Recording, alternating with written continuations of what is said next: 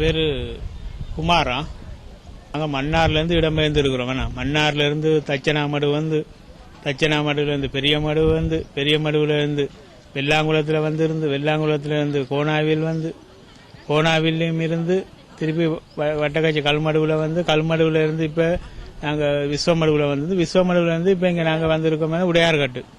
இப்போ உடையார்கட்லேயும் வந்து ஒரு இருக்கக்கூடிய சூழ்நிலைக்கு இல்லை. ஏன்னா எந்த விதமாக ஏன்னா செல் அடியும் அங்கேயும் வந்து செல் உழுவக்கூடிய மாதிரி இருக்குது. சின்ன பிள்ளைகளை வச்சுக்கொண்டு எவ்வளோ துன்பப்படுறோம் நாங்கள். எந்த விதமான ஒரு பாதுகாப்புன்றாங்க, பாதுகாப்புக்குரிய ஒழுங்கு இல்லை. இங்கே பார்க்குற நேரம் செல் அடிக்கிறான்.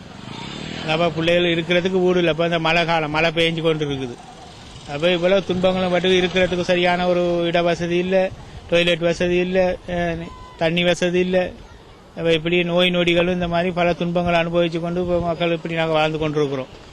அப்போ இப்படி இருக்க நேரம் என்னாடு நாங்கள் ஒரு இந்த இடத்தையும் நம்பி நாங்கள் இப்படி இருக்கக்கூடிய நிலையில் அவன் பாதுகாப்பு வலையங்கிறான். பாதுகாப்பு வலையனா செல் வந்து கூவி கொண்டு வந்து விழுது பக்கத்தில்.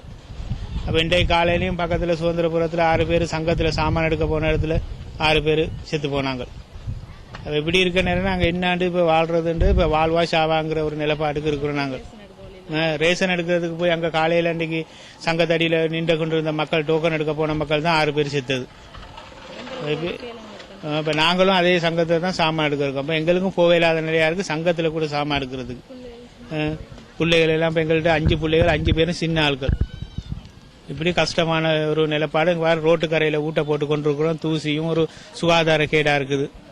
இப்படியான துன்பங்களை அனுபவிச்சு கொண்டு வாழ்க்கை இருக்குது. இப்போ ஒரு மனிதன் வாழ்வா சாவாங்கிற ஒரு நிலப்பாட்டுக்கு இப்போ தள்ளி கொண்டிருக்கோம் நாங்கள்.